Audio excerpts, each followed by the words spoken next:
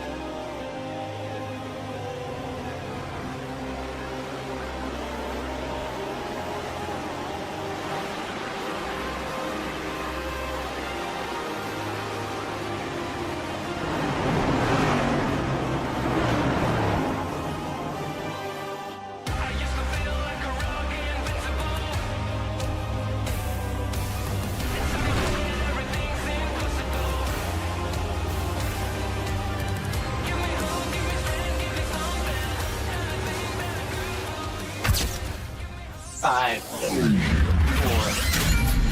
3, 2, 1.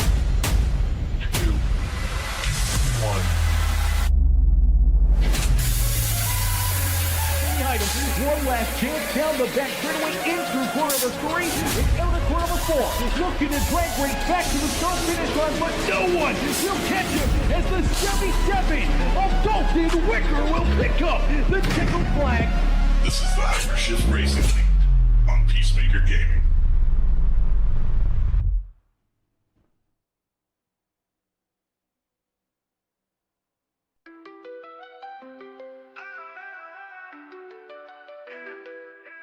Rubber burning engine screaming, it's a madhouse. Hypershift racing, every driver wild and riled out. Peacemaker broadcast, a crowd tuned in tight, watching steel beasts fight under stadium lights. Pedal to the floor, we ain't pumping no brakes. Speed demons in the zone, leaving fire in their wake. On the edge of chaos, ain't no room to fake. Peacemaker screens lit for the glory we take. Tires spinning rhythm, a dangerous ballet. Hypershift gladiators in an asphalt ballet.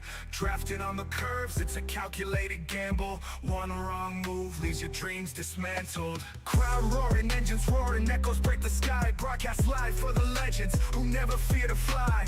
Checker flags beckon, it's the road we obey. Adrenaline profits, in the fast lane we stay.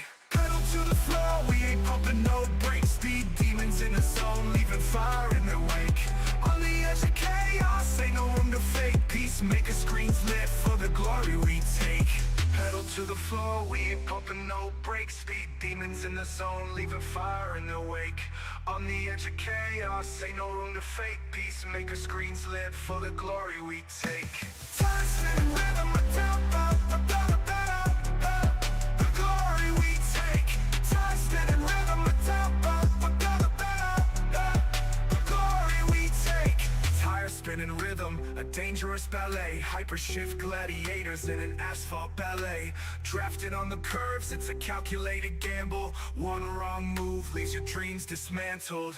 Crowd roaring, engines roaring, echoes break the sky. Broadcast live for the legends who never fear to fly. Checker flags beckon, it's the road we obey. Adrenaline profits, in the fast lane we stay. Pistons pump like heartbeats, it's mechanical insanity. Hypershift warriors bending physics with calamity. Peacemaker feeds a frenzy to every fan's delight. When the lead's in the zone, it's a glorious fight. Pedal to the floor, we ain't pumping no brakes. Speed demons in the zone, leaving fire in their wake. On the edge of chaos, ain't no room to fake. is lit for the glory we take. Time spinning rhythm, the glory we take. Time spinning rhythm, the glory we take.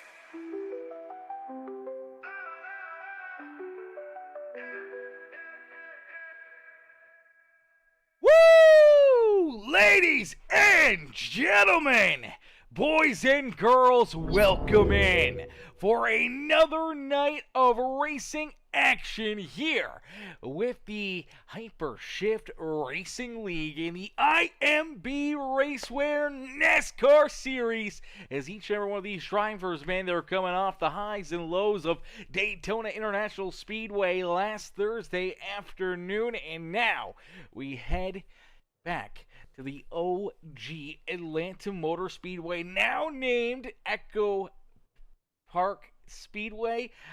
I'm not sure why they changed the name. I'm sure it's just new ownership, but man, to me, this is always going to be Atlanta Motor Speedway. It's never going to be EchoPark Speedway. That is for certain.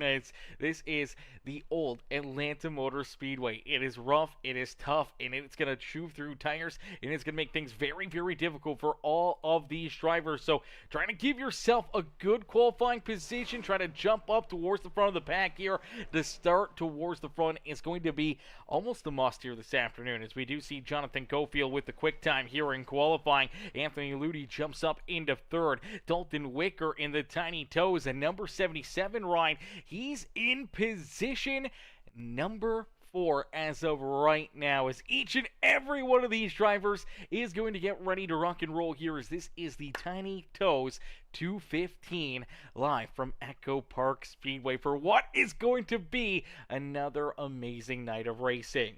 As 213 SimWear in the chat says, good luck everyone, have a great race. And OG Holiday coming in with the checkered flags, getting ready to watch some great racing action. If you guys are just tuning in and you haven't already, make sure you guys do us a favor, hit the like button on the stream right now, hit that subscribe button, become part of the Peacemaker family here today, and get ready to watch these drivers go to work out on the speedway, as each and every one of them will be looking to try to park themselves up and into victory lane.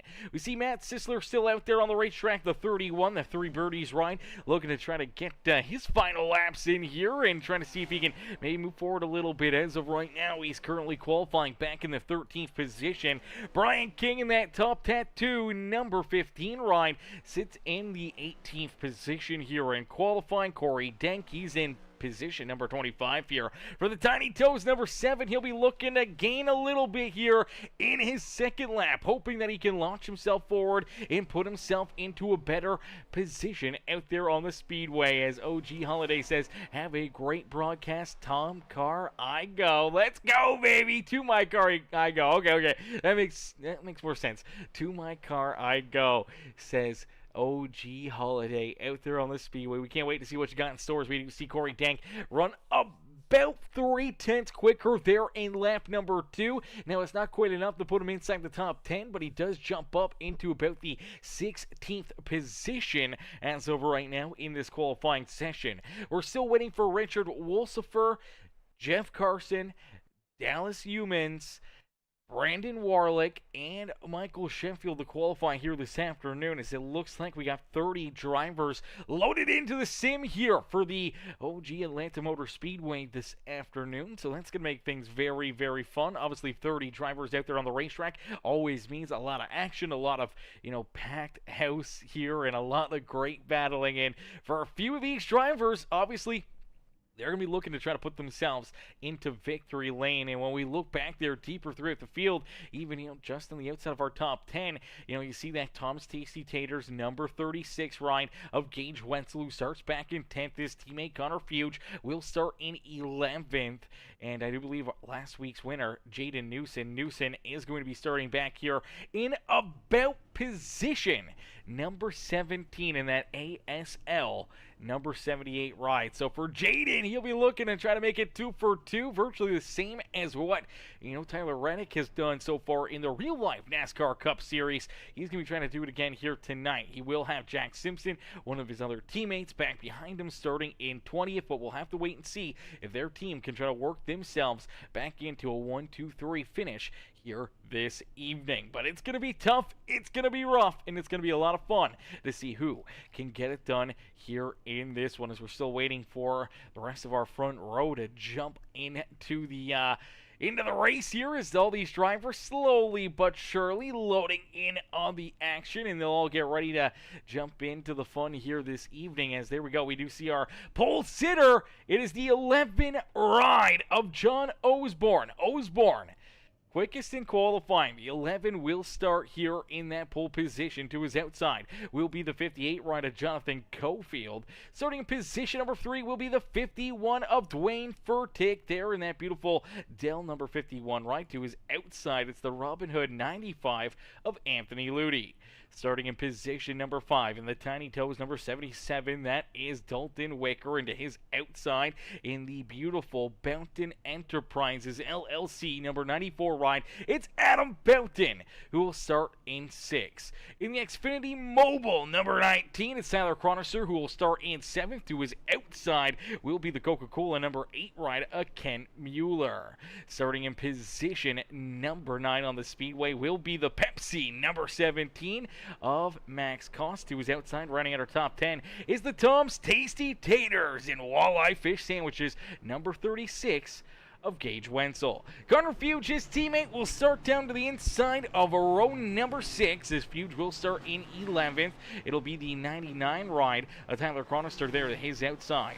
And then we see the 10 ride of, I believe that is the 10 machine. No, it looks like it is going to be the 31 of Matt Sisler, the 26 of Tommy Pulte, and then we see Matt Walters, the 10 ride, starting back in about position number 15 on the Speedway. Corey Dank will start there to his outside in 16th, and then we see Jaden Newson, Tyler Cheney, then we see Brian King, Jack Simpson, Cedric Ingram rounding out our top 20 in the number 32 ride.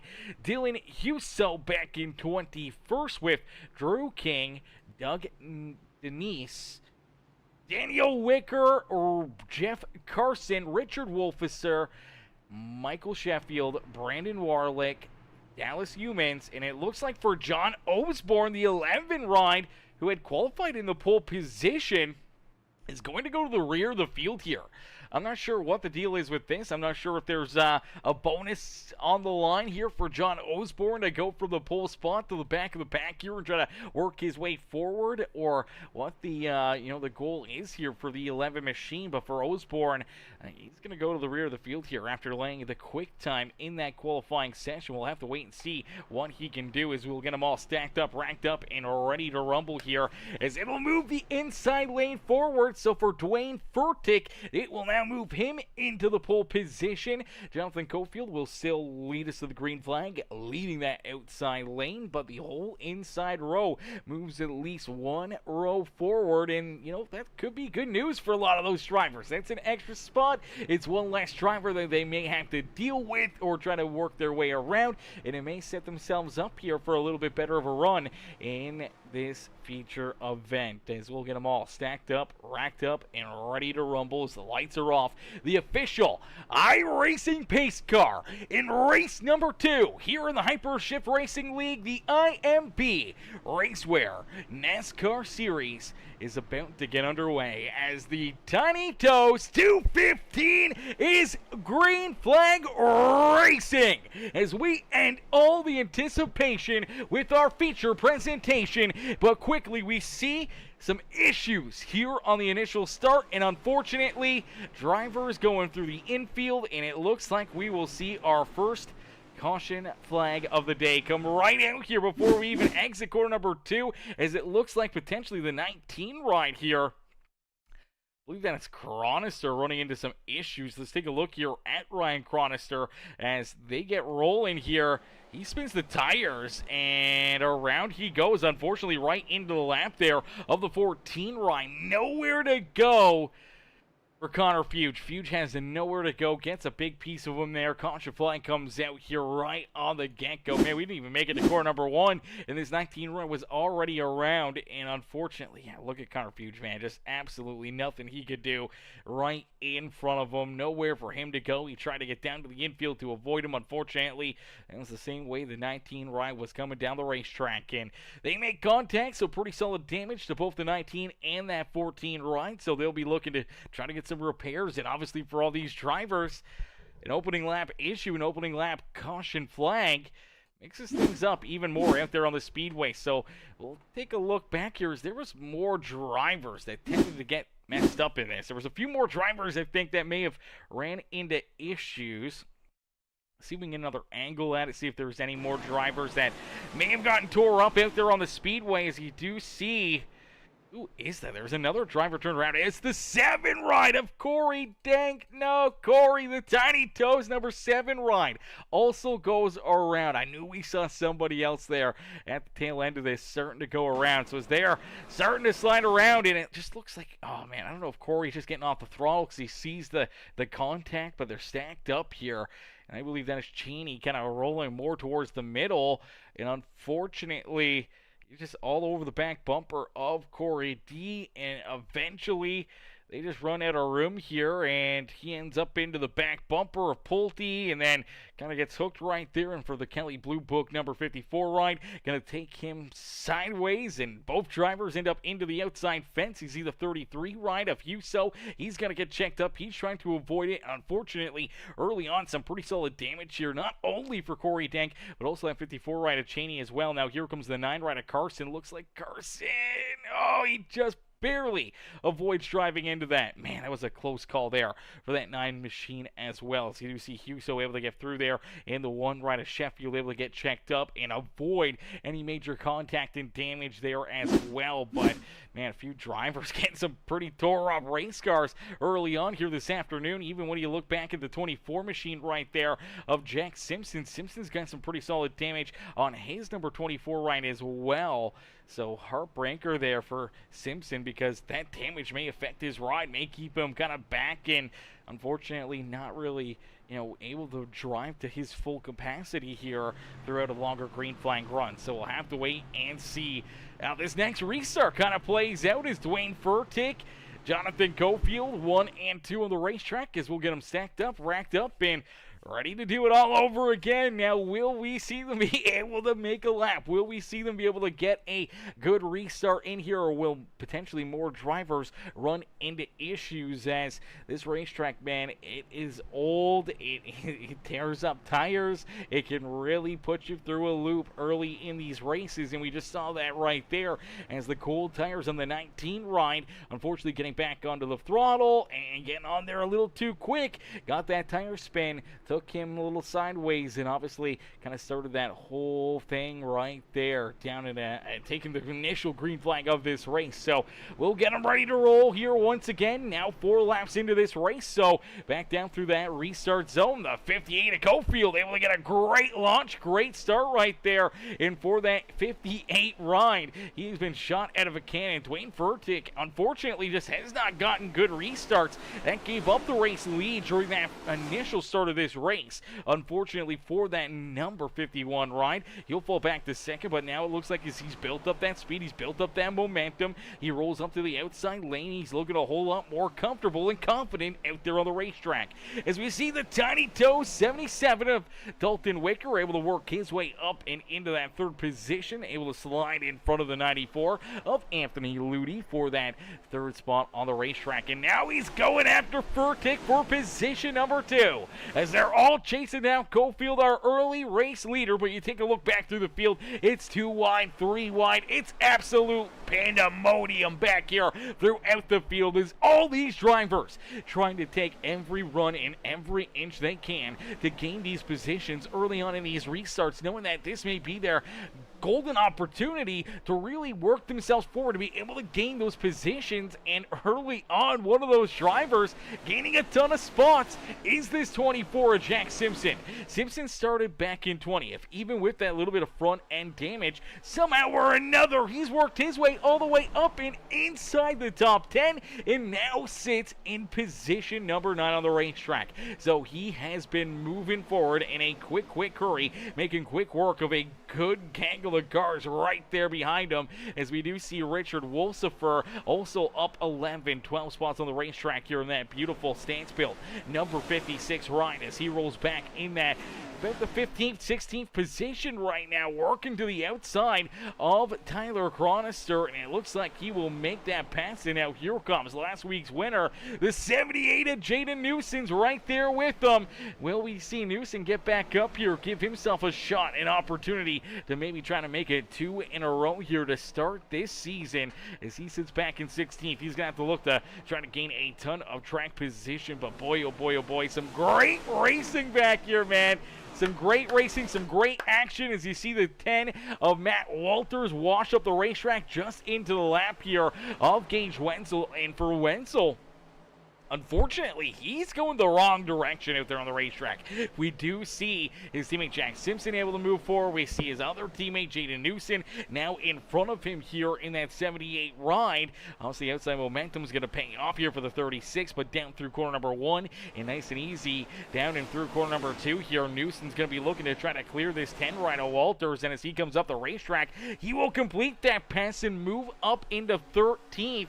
Now, obviously, Gage Wenzel's going to try to go with him, but early on, it seems like the 36 maybe playing it a little bit more safe out there on the speedway, maybe knowing that, hey, you know what, we only got 4 sets of tires out there on the racetrack, so we got to take care of these tires, we got to take care of our race car, and maybe just trying to tone it down a little bit early on, knowing that he wants to come on stronger towards the end of these runs and not bank on, you know, potentially more caution flags and not having to worry about tires out there on the racetrack for a while. So he's going to be just kind of rolling here. I don't think he's going to really push the subject, and you can already see, you know, what some of that tire wear may look like, or what some of these drivers may start to do as they want to start saving a little bit out there on the speedways. Jack Simpson has now fallen outside of the top 10 here. Seems like he's kind of turned it down a little bit, but the 36 turning it up as Gage Wenzel now going back to work, gets around Jaden Newson, now looking to go after this 15 ride of Brian King for position number 12, but Simpson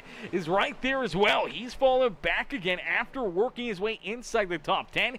We do see the stance built 56 ride, though, keeping his foot on the throttle, up 17 positions. Started back in 27th and now sits in that 10th spot on the speedway, man. What a run and what a drive here for that stance built Black Rifle Coffee Company, that SimWrap market ride, as he works his way into that 10th position on the speedway. So some big movers back here deeper in the field, a little closer towards the front of the pack here. We do see the 3 birdies, number 31 right of Matt Sisler. He's off 7 positions. He's trying to chase down our top 5 as it is Adam Belton, Anthony Ludy, Dalton Wicker still there in 3rd, Dwayne Furtick in position number 2, and our early race leader, that 58 right of Jonathan Cofield. Cofield out in front, and he is feeling A-okay, still has about that 5-6 car lengths between himself and Furtick. He's feeling no pressure to his back bumper, but you gotta start to wonder, is the pace a little bit too strong here? Are they going a little bit too quick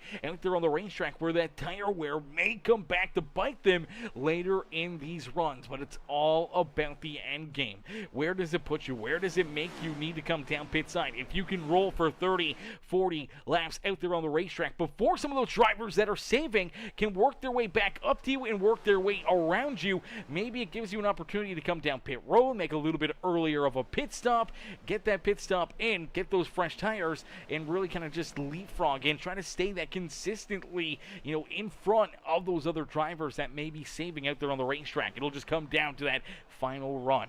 Will you have enough time? Will you have enough of a gap that you can try to keep these guys back there behind you? And will your plans be ruined or potentially hindered by an untimely caution flag? Because if they're saving tire, they're also saving fuel back behind you. If you're pushing hard, you're burning up your stuff, you may come down pit road 5-10 laps prior to the drivers back behind you. And if that is the case, that is a lot of laps. That is a lot of time that they may still roll out on the speedway where they may see a caution flag fly, and they could virtually leapfrog you out there on the racetrack and maybe even trap you a lap down. So you got to be very, very cautious about not only the tires, but the fuel out there on the Speedway.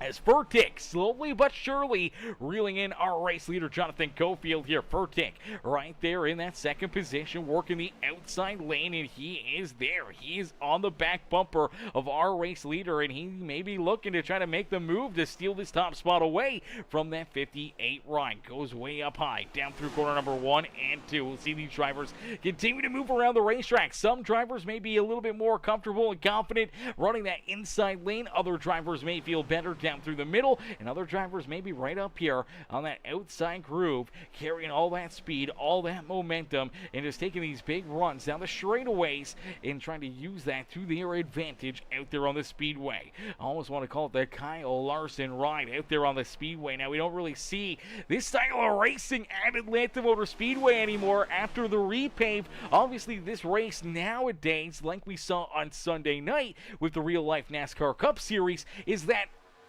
it's more of a drafting track now. It is a lot more drafting. It is tight pack racing, but here at the older surface, the course surface, it's bumpy, it's gritty, and unfortunately you'll see drivers move forward, you'll see drivers fall back, and the drafting really isn't a huge factor here in this style of a race on the, the OG Atlanta Motor Speedway.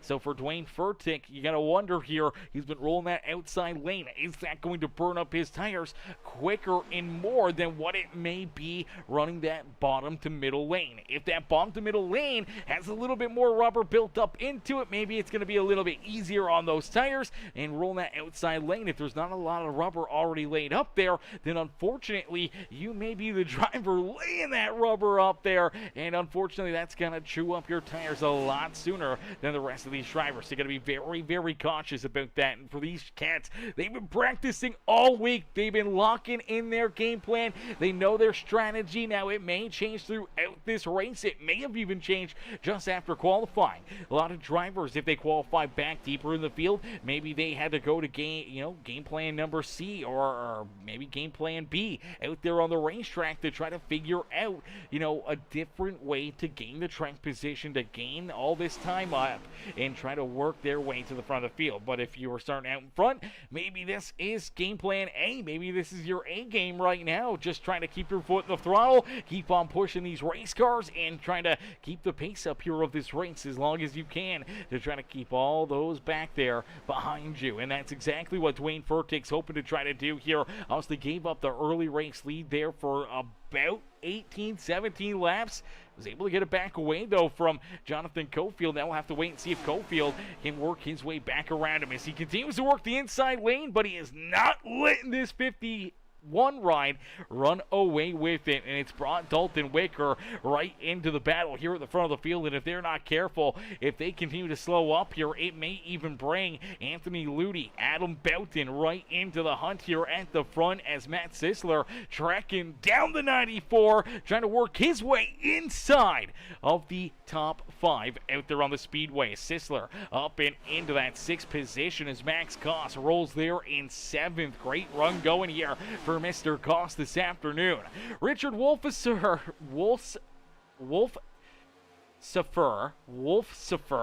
in that beautiful number 56 ride. He rolls there in that 8th position. We talked about him earlier on and how he was really working his way through the field here. I'm actually quite surprised that he's held on this strongly, still inside our top 10. He's actually gained a couple more positions, now into the 8th position on the racetrack, and he's gained 19 spots since the drop of the green flag, and we're not even 25 laps into this A-Main feature event. So he is not messing around. Maybe a tough qualifying run for that 56, but he's looking to strike back, and he has quickly worked his way into the battle here at the front of the field, and he's hoping that he can stay here for the rest of this race and give himself a shot, an opportunity, and trying to pick up the checkered flag. It's back behind him, up 10 positions himself. It's Brian King who rolls there in 9th, and back behind him, Kent Mueller in that number 8 run. Great run going here for Mueller as he rolls in inside our top 10. Tommy Pulte right there behind him in 11th, and Gage Wenzel in that Tom's Tasty Taters and Walleye Fish Sandwiches number 36 back there in that 12th spot on the Speedway. And then a bit of a gap back to our 13th place driver here, almost 2 seconds back. You do see the 32 ride of Cedric Ingram, Jaden Newson right there with him in that 14th spot on the Speedway. Doug Denise in the Safe Flight number 40 ride rolls there in 15th with Corey Dent. Good to see Corey right here in the battle. Obviously, we saw him get some pretty solid contact and damage there in that opening lap caution flag. Great to see that the 7 ride is able to stick with it, able to get that thing repaired, and here he is trying to battle his way back up towards the front and back into the battle here at the front of the pack. The 99 of Tyler Chronister right there with them. Dallas Humans there as well in 18th. Here comes the 11 of John Osborne. Now, Osborne's another interesting to watch here because we saw this 11 machine qualified in the pole position. He qualified out in front. He had the top spot here for this feature event. He elected to go to the rear of the field, or I'm not sure if he had to, serve a penalty from last week, or maybe in our duels, but nonetheless for the 11 ride, unfortunately went from qualifying in that pole position to at the back of the pack for the start of this feature event. He had to dodge that first bullet down on the front straightaway, taking the initial green flag. He was able to keep himself out of any damage and contact, and for the 11 machine, he's just slowly but surely, methodically working his way back up through this traffic. So we'll have to wait and see if he can gain that track position and put this 11 ride maybe in a position to get out in front of this race after what was a great qualifying effort, putting himself on the pole position here this afternoon. As Humans will fall back to 19th, that will move John Osborne up and into the 18th spot on the Speedway. Dylan Huso in that Simpson number 33 ride rounds out our top 20 on the racetrack, as we do see Jeff Carson there in 21st, Michael Sheffield back in 22nd, Ryan Chronister now into 23rd as he makes the pass here on Jack Simpson, as Simpson continues to fall back here in that Ford Racing number 24. Now, we talked about how in that initial wreck he ended up with some pretty solid front end damage here, and you gotta wonder if maybe that damage is starting to affect this race car. Maybe the handling has got away from it, and for the 24, he now sits back in the 24th position, and unfortunately falling farther and farther behind our top 10 and our race leaders out there on the Speedway. As Brandon Warlick there in 25th in that good wrench number 3.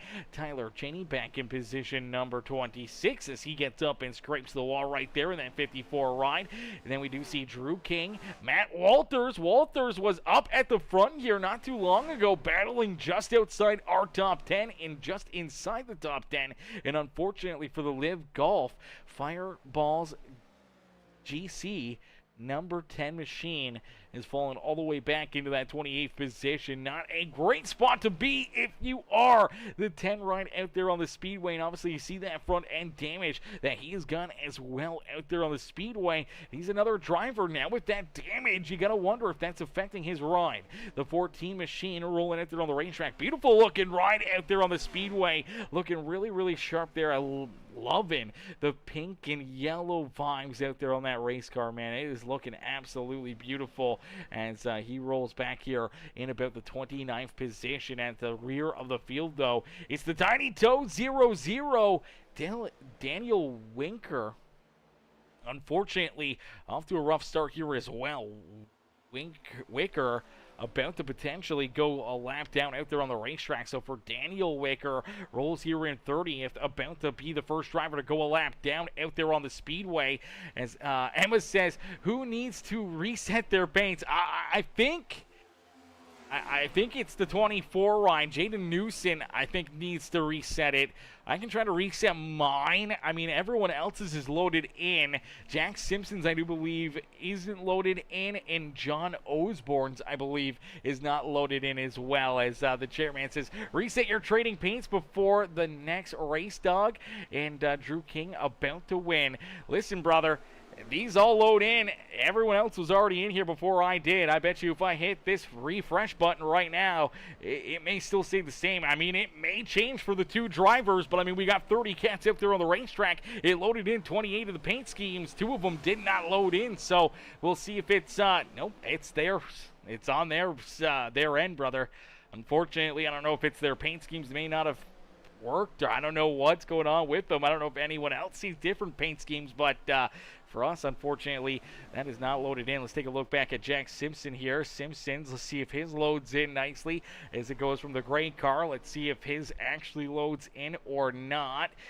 It looks like it's working. Unfortunately, nope, it does not load either. So, unfortunately, that is an unfortunate break for him as Emma says, let's go, Gage, cheering on Mr. Wenzel out there on the racetrack. Gage trying to work his way back inside the top 10, and so far he's been able to do that as he now sits in that 10th position out there on the racetrack as Gage Wenzel up and into position number 10 on the Speedway. As I appreciate the heads up there, the chairman, but I mean, I've been doing this for about 6 years now. I think I got it. I think I got it, brother. As Dwayne Furtick, though, out in front, continuing to lead the way. Furtick at the front of the field here, man, at the helm. And I don't know if it's the tires, if it's the line, or what he's found, but this 51 is starting to pull away from the rest of the field here.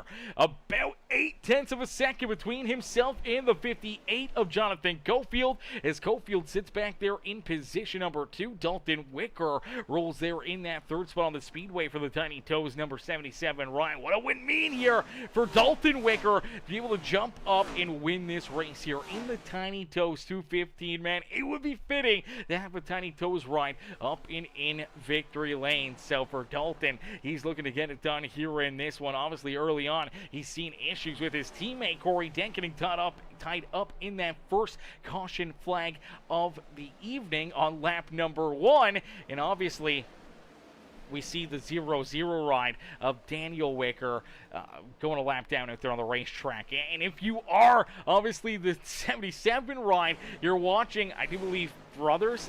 Emma would be able to let me know here. Emma, is Daniel and Dalton, are they brothers or cousins maybe, or father-son? You know, what's the relationship status? I don't know if I asked that last week or not, but that'd be interesting to know, as we do see the 0-0, obviously still off the pace, still losing spots out there, struggling here at Atlanta Motor Speedway, and unfortunately scored back in that 30th position. He would love to see a caution flag at any point in time, as it would give him a wave around here and get him back into the action, as Emma says, father and son, father and son. Okay, which one is the father? Okay, and which one is the son out there on the racetrack? That's what we want to know. As Kel says, go Corey Denk and Dalton Wicker. Tiny Toes, she says, tiny toes, baby, is the Tiny Toes 215 so far.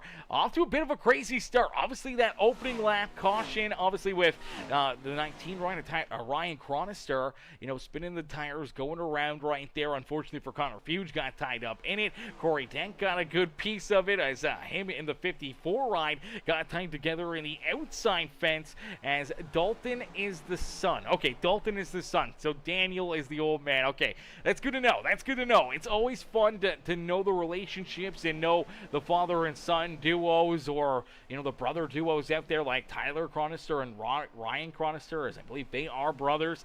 So obviously we get some family members that are out here racing together, having some fun together, man. We absolutely love it, and I'm sure for the Wicker family, they absolutely love it as well.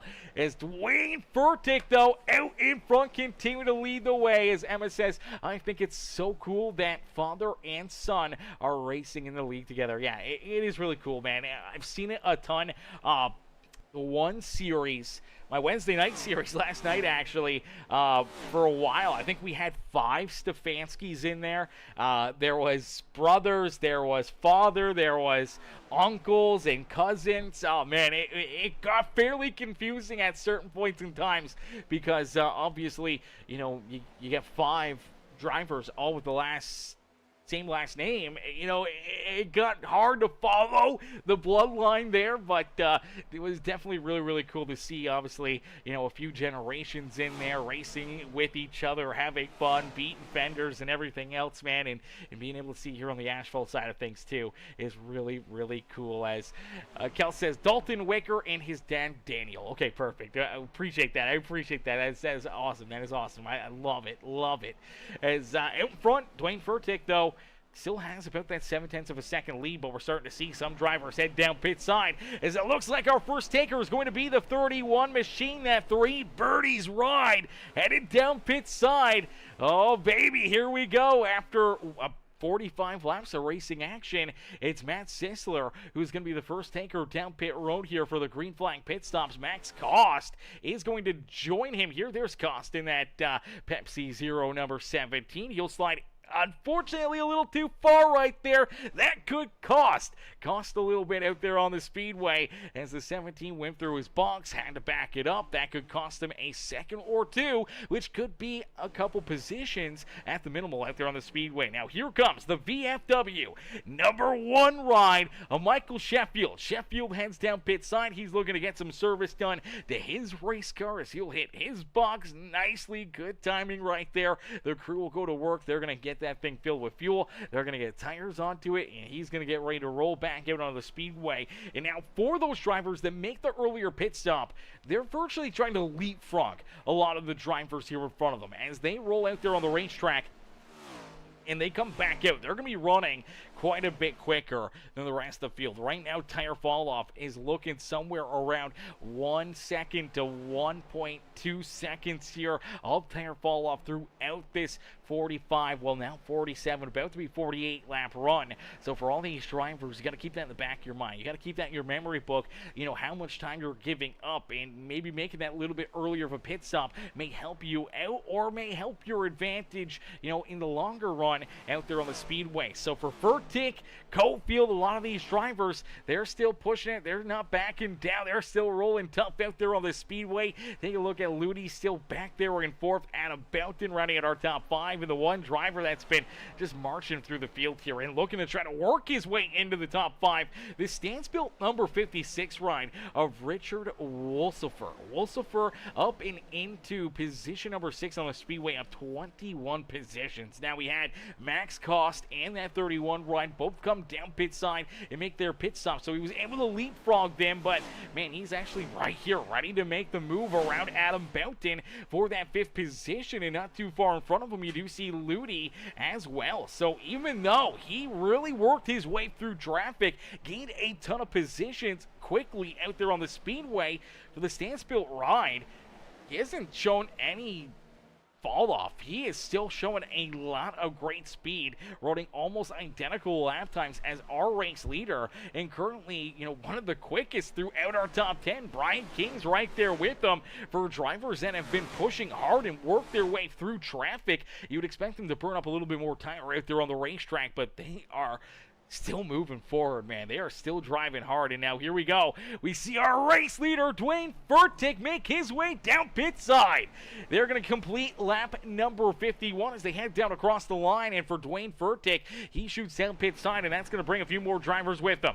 Here comes the 26 of Tommy Pulte, Jaden Newson, Cedric Ingram, all going to head down pit road. We do see Gage Wenzel, Matt Walters, and Drew King all down pit side. A couple of them rolling back out there on the speedway, and unfortunately it looks like for the 0-0 ride of Daniel Wicker may have ran into some issues. Connor Fuge, unfortunately, looks like he's off the pace here as well. Scored back in the 30th position now on the speedway. So unfortunately for Fuge, he's lost a couple laps out there on the speedway. For Wicker, he's at the damage clock here, so I'm not sure if he's gotten up into the outside fence. Doesn't look like any body damage, but something's gone wrong here with this Tiny Toes ride. I'm not sure if he's going to have to use his quick repair. If iRacing will hold him down there, but it looks like they have gotten it fixed up, so even if he did have a little damage, looks like it's been cleared up now. As the 24 of Jack Simpson on his pit stop. He'll roll back out there. Walters, he's going to roll back out onto the racetrack. Where does Wicker come out? There's that 0-0 ride.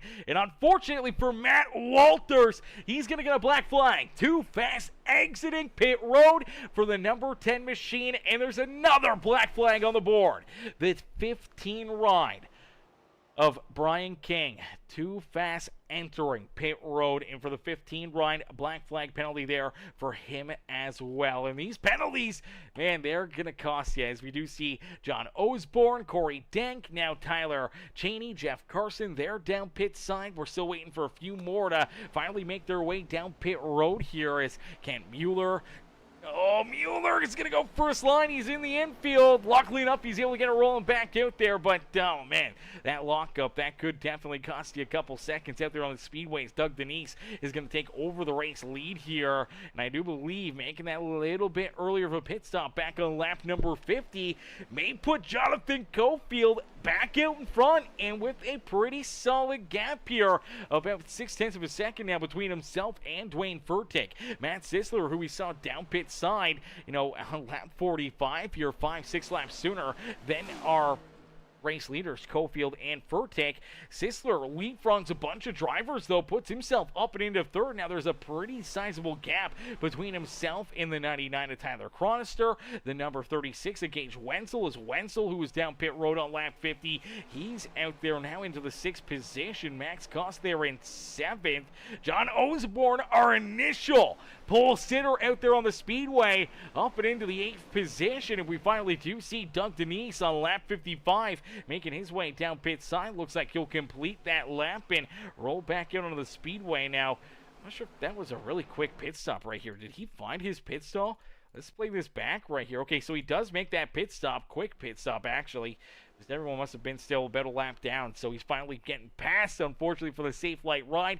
He will fall quite a bit behind everybody else out there on the speedway, as he's going to come out of the pits roughly in about the 21st position. But leading some laps, maybe some extra points into his back pocket, and for the 40 ride, he'll look to just kind of keep on moving forward. And he also does have a lot fresher tires than some of those drivers in front of him, so there may still be some more positions to gain out there on the racetrack later in this run. But being able to watch this 40 ride roll 55 laps out there on the racetrack, that's going to make things very, very interesting. I think everyone's game plan has got to be somewhere around lap 150, maybe just a little bit past that, to come back down pit road and make what could be their final pit stop of the day, biting, some late race caution flags or any untimely or middle of the run cautions. These guys may only make 2 green flag pit stops here throughout this race. If they can make it that far, I think they'll be good to go to make this on one more pit stop here this afternoon. And that could make things very, very interesting, because for a lot of drivers that may have been saving a little bit more aggressively early in this race, they may be running out of time now. They may be sitting back here going, man, I gave up so much time that I need to get back, and there may just not be enough time to gain it all back. One of those being maybe even that 36 ride at Gage Wenzel. He sits in that 5th position now, but he does have quite a bit older tires than a bunch of drivers back here behind him, so they may be pushing him and hassling him for that 5th position in a quick hurry here.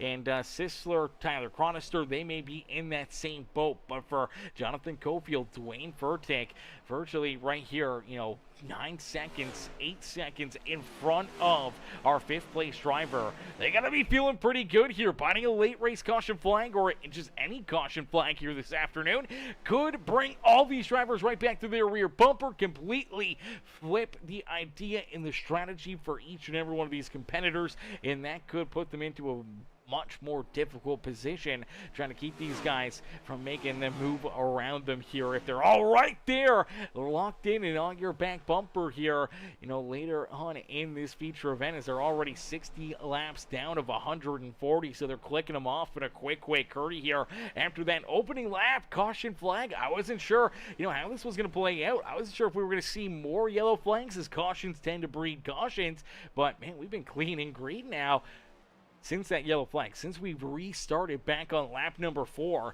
these drivers have just been rolling tremendously out there on the Speedway and putting together a great race and some great action for us all to enjoy this afternoon. And now, obviously, we see, one end of the spectrum here with the drivers out in front, but back there behind them, it's the 24 rider, Jack Simpson. Simpson came third in last week's feature event at Daytona International Speedway. Simpson, unfortunately, not having the run that he was hoping for here this evening, as he finds himself now one lap down and back in that 26th position. Brian King also back there behind him, as unfortunately for the 15 ride of King, I do believe he is... Take a look here. As he comes across the line, he's going to be on lap 160. Or he's going to be on lap 61. Our race leaders are on lap 62, so he's about to potentially go 2 laps down out there on the racetrack. They are not too far away from potentially putting him 2 laps down, but for King, he's still only 1 lap down. For Connor Fuge, unfortunately, he does find himself 2 laps down out there on the Speedway. So isn't Daniel Wicker. And for Matt Walters, unfortunately for Walters, I believe he's about 4 laps down, 5 laps down out there on the racetrack. So for the 10 ride, obviously a black flag down pit side, having some issues down pit road for that Fireball machine. Not the spot you want to be in, and it's going to be tough to gain that back. With more drivers in front of you losing laps, more drivers going a 1 lap down, they're going to earn lucky dogs. They're going to have more opportunities to get back on the lead lap before you will. For Walters, he's going to have to hope for a bunch of yellow flags or potentially a lot of opportunities here to take some wave rounds and get himself back into the battle here this afternoon, and at least maybe some wrecks and some drivers dropping out of the race where he can at least gain a few positions and not finish back here in 30th. But unfortunately, somebody has to, and for right now, it is Mr. Walters, and it's not a fun spot to be out there on the Speedway, but out in front, continue to lead the way, man. This 58 ride at Cofield, we saw this early on, though. Cofield really ran hard in those first, 15, 18 laps, with those fresher tires. It seemed like he was the car to beat, but as that run kind of went on, he started to fall back, and that 51 of Dwayne Furtick took back control of this race, jumped out in front, and led virtually the next, 30 laps, 35 laps of this feature event before he came down pit road. Now for Cofield, he's been able to leapfrog him. He's back out in front, but will Furtick find the speed and find that momentum later on here in this run as we're kind of rolling up towards their 15-lap marker? This is kind of where we start to see the 51 ride start to reel in the 58 at Cofield out there on the racetrack. And if things are going to play it the same way as our first run of the day, Dwayne might start to draw him back in. And the last time around, no, I mean, Cofield was still a little bit quicker than him right there. So maybe Cofield made the right changes, made some adjustments, got that car a little bit more hooked up, maybe a little bit better here for the longer run. And he's looking pretty good right now. We'll have to keep a close eye on it as Matt Sisler, who came down pit side back on lap 45. Now, he pitted a lot earlier than the drivers that are in front of him, a lot earlier than a lot of these cats back behind him. But for the 31 ride, he gained a ton of track position, finds himself still hanging on to that 3rd spot on the Speedway. He's got 5 seconds between himself and Tyler Chronister. Chronister also coming down pit side quite a bit earlier than the rest of these top 10 drivers. He finds himself hanging on to position number 4, but Gage Wenzel right there behind him. He's going to be looking for more as Wenzel wants to work his way into that 4th position. Dalton Wicker back up into 6th. Corey Denk there in 7th with Jaden Newson. Jaden finds himself now up inside the top 10. He rolls there in 8th, so last week's winner trying to navigate his way to the front of the field. Jeff Carson's back in 9th, and Cedric Ingram rounding out our top 10. Max Koss back in 11th. Anthony Ludy, unfortunately, maybe not just the best pit stop here for that 95 ride. Hung out there until lap 52, came down pit side out of what would have been about that 3rd, 4th position on the racetrack, and unfortunately now sits back here in 12th, and he is not really moving too far forward as of right now as he sees that 56 of Richard Wolsifer working his way back around him. Tight there off of corner number 4. They almost make contact. Luckily enough, the stance-built ride able to keep off of the front bumper of that 95 ride, but it does open up the door now, not only for Wolsifer to complete that pass, but it brings John Osborne right there with him. Osborne, who qualified in that pole position, unfortunately had to go to the back of the pack here. Now, I don't know if that was by decision or if that was an admin ruling. Nonetheless, for the 11 ride, goes to the tail end of the field. Started this race technically from 30th position on the racetrack. Now rolls here in 13th, and he's continuing to try to march his way up through the field. Obviously, he's got a strong car, a fast car, and we'll see if he can slowly but surely make up all that track position and work his way up into the battle at the front of the field here, as we do see Ludi fall back to 14th. His teammate Boughton right there behind him in 15th. Dallas Humans into the 16th position, and then we do see Tommy Pulte in the 26th, the 40 ride at Doug Denise, Dylan Husos there in 19th, and Michael Sheffield in the VFW number 1 ride, rounding out our top 20 here on the Speedway. Ryan Chronister there in 21st. Kent Mueller back in 22nd. Tyler Cheney there in position number 23, with Brandon Warlick in 24th. Drew King, Jack Simpson, Brian King, Connor Fuge, Daniel Wicker, and Matt Walters rounding out our 30-car field here this evening. And, man, these guys just continue clicking these laps off, and we're inching already past our halfway marker, actually already past the halfway point, so we're into the second half of this feature event now by 4 laps of racing action as they complete lap number 74 out there on the Speedway. And for Jonathan Cofield's got to be feeling A-okay right now, man. He's out in front. He's continuing to pull away from Dwayne Furtick, and I think that is mission accomplished. And now with this lap traffic, it can hurt you, it can help you. We'll have to wait and see how he navigates some of this lap traffic out there on the speedways. We do see Drew King fall a lap down. Brandon Warlick, next driver up in that Good Wrench number 3 machine, that a beautiful American flag throwback paint scheme here for the 3 ride. Unfortunately, sitting there in 24th is the next driver to potentially lose the lap out there on the Speedway. And for Tyler Cheney, he's battling door to door with a car that's multiple laps down right now. This could unfortunately, continue to slow him up, continue to bring him farther back and closer to going a lap down here himself in that Kelly Blue Book number 54 ride. Now, he did get some damage. He did get tore up during that first caution flag on our opening lap of this race right there through that start-finish line area. And unfortunately for the 54, maybe some of that damage still lurking in the background, still affecting this race car. You take a look at the 24 of Jack Simpson. They've done a good job getting some of it repaired, but unfortunately, they did not get a whole lot of time there during that green flag run, and obviously that green flag pit stop to really do any major repairs here for the 24. And now you see him get loose down and out at corner number 2, and for Jack Simpson, gets up into the outside fence right there. Unfortunately, that's just going to cause more damage, more wheel damage here for the 24 ride. That's going to make that thing handle even more difficult as he gets up and scrapes the fence again out of corner number 4. And for Jack Simpson, man, he's just trying to hang on right now and keep this thing pointed in the right direction.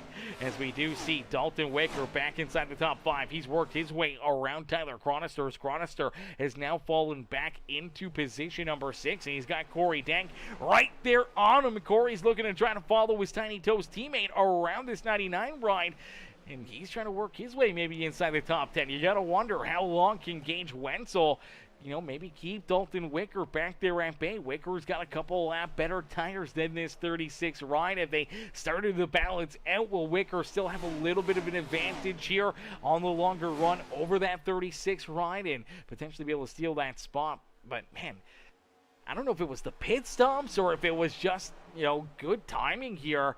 But you take a look at Matt Sisler, man. Sisler's still 5 seconds ahead of Gage Wenzel here, and everyone from 4th on back. Sisler came down pit road. He was running about the 7th, 8th position out on the racetrack in that 3 birdies number 31 ride. Makes that green flag pit stop back on lap 45. Jumps out to what was the race lead for a little bit. He saw the 58 of Cofield get back around him. Dwayne Furtick got around him, but so far no one else inside our top 10 has caught back up to this 31 ride, and he's still got a 5-second gap between himself and our 5th place driver out there on the Speedway. As, man, this strategy may work out really nicely for him, and if he can make another good pit stop like that, in the next 10-15 laps, it could really set him up nicely here for the end of this race. But now for the 31 ride, he's got to be wondering here. He made it 45 laps on that first run. He's going to have to go a little bit farther here on this second run. He needs to probably make it closer to that lap 50 to probably lap 55 here, like we saw with some of these other drivers in that first run of the day, because you don't want to run out of fuel late in this race, and you don't want to make it too tight where if we do see a late race caution flag and we go to NASCAR overtime, you may still want those tires, but if you got that track position, you may not want to give it away. And for Sisler here, he's going to have some difficult decisions when he makes his way back down pit side.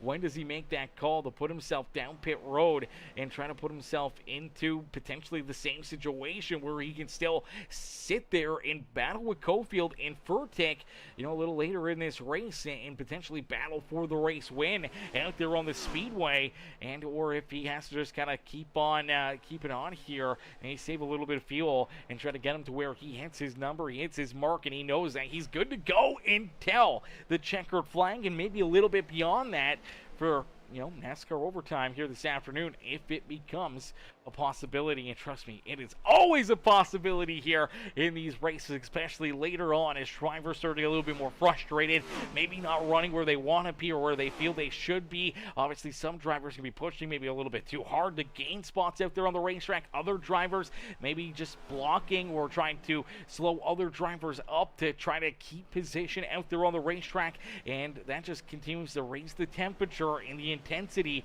the closer and closer we get to that checkered flag. And more than likely, when we start to see, you know, caution flags, NASCAR overtimes, and obviously those late race issues for all these drivers. So you gotta wonder, how are these guys going to handle it? How are these guys going to deal with it? A lot of these cats haven't really ran too much, you know, mile-and-a-half racetracks together. They've ran a lot of Daytona. Obviously, when we go back to, you know, our duels and we go to, you know, all the practice sessions that they were doing for Daytona, and then our Tom's Tasty Taters 250 last Thursday night. These guys have been pretty much right there on the super speedways for quite a while, but now that it comes to a mile-and-a-half racetrack, it's a whole different ball game.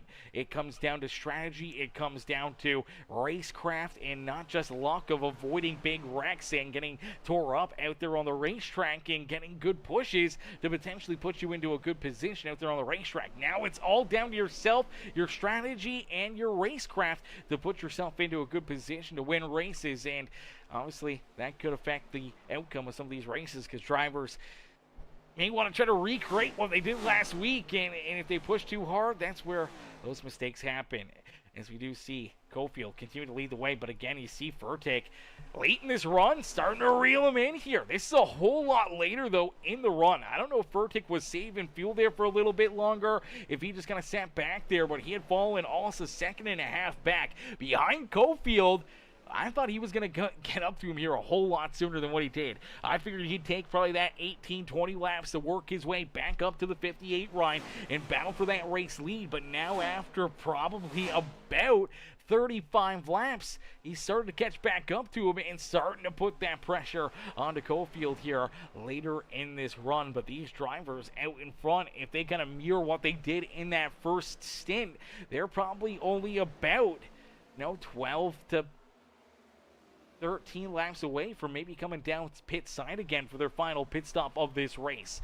So for Cofield, be interesting to see when he makes that call, when he pulls that trigger to come down pit side. I feel whoever's out in front, or whoever makes that call first between Cofield and Furtick, the next driver, the next time by, is going to come down pit side. And if it is the race leader, let's say Cofield was to come down pit road right now, I think Dwayne Furtick is probably going to do everything he can to stick with it and go with him and probably come down pit side at the exact same time. So I think if you're the car out in front, you may try to hang on a little bit longer, hope to see the guy behind you come down pit side before you make it down pit road. Or do you want to be the first one to make that pit stop here late in this race and hope that it can work in your favor later in the run and towards that checkered flag? It's nice and easy down through corner number 3. Out of corner number 4 for the 58 ride. Jonathan Cofield, he will click off lap number 90 here this evening at Atlanta Motor Speedway in the Tiny Toes 215 as they're clicking these laps off, and they are getting closer and closer to that checkered flag, as we did see Warlick coming down pit side. Okay, so Brandon Warlick in the 3 machine, he comes down pit road. He's the first driver to make this second pit stop of the day. Now, I'm not sure if this is too early. This is going to be roughly about a 51-lap run here for that 3 ride. Now, that may not leave any wiggle room here for him to get to the checkered flag this afternoon, but this may be the earliest that he thinks that he can make a pit stop and then keep on rolling under full power for the next 51 laps. So he's trying to leapfrog some drivers, hoping that it'll work into his favor as he comes down pit side. Bites the bullet, first one to do it. Who comes down next? Who's the next drivers that start to, pull the trigger here, as a lot of these cats are going to still be a little bit cautious and about when they come down pit road. And now here we go. Here's Dwayne Furtick. Furtick wants that race lead back from Jonathan Cofield. Cofield looking to keep him back there at bay, but our race leaders door to door and down and out of corner number 2, able to just slide up in front of him. It's Dwayne Furtick down the back straightaway, who will jump back out in front and once again take the race lead away from the 58 ride, as he'll look to try to battle back. Looks down to the inside, unfortunately could not get the run that he was hoping for at corner number 4, as down to cross the line, Dwayne Furtick will lead lap number 93. And now we do see Jack Simpson. Simpson makes his way down pit road, and unfortunately, I think Jack Simpson's hooking his car back down behind pit wall. Simpson had that heavy front end damage, and unfortunately for the 24 ride, trying to back up a podium performance that we saw from him and his teammates last Thursday night. Looks like he's going to be done early here this evening. Only made it 91 laps. I believe he may be out of this one. I believe he is done and his night is over, as he is now back behind pit wall and off the racing surface here this evening. Now, that's great news for Matt Walters, as Walters may be able to leapfrog him here. He needs to roll another lap or 2, and he should be able to pass that number 24 ride and at least take himself out of the final position out on the speedway and move up into the 29th spot, as we do see Michael Sheffield in that VFW number 1 ride. He's the next driver to make his way down pit side here, and he's not coming down there, but here we go. Dwayne Furtick, our race leader comes down pit side here. Now, this is a little bit sooner than I thought he would come down pit road, but pitting on lap number 95 is Dwayne Furtick. So Furtick makes his way down pit side. Matt Sisler's going to come down pit road. Here comes Gage Wenzel as well in that beautiful Tom's Tasty Taters number 36. Tyler Chronister, Dylan Huso, Max Cost, Dylan Humans also down pit side. So that brought a slew of them, and unfortunately, oh no, Dylan Huso, black flag, too fast entering pit lane. And for Huso, this is going to come with a penalty. He's going to get the whole down pit side. He's going to have to sit here for probably 30 seconds to a minute. Unfortunately, he's more than likely going to lose at least a lap, maybe even 2 laps out there on the racetrack. And for the Simpson 33 machine, that's a tough late race mistake, as we do see Ryan Chronister, Anthony Ludi now making their way down pit side here, but Jonathan Cofield sticking with it. Cofield's running long now, so it looks like I kind of really thought that as soon as he saw Furtick coming down pit side, either he would be down pit road on the same lap or the next lap after we saw Dwayne come down pit side, but he's going to keep with it. He's going to keep rolling, so maybe he's trying to flip the roles here between him and the 51. We've seen Dwayne kind of sit back, allow Cofield to kind of run out in front for a while, kind of burn up his stuff a little bit more, and then late in the run, we've seen twice now that Dwayne Furtick has been able to track him back down, leapfrog him, and take that race lead away. And I think Dwayne was probably hoping to try to do the exact same thing here throughout this final run and coming to the checkered flag, steal that race lead late in the race again from the 58 ride. But with Cofield continuing to roll out here for at least another, couple laps, it's going to be probably about 4 laps extra here.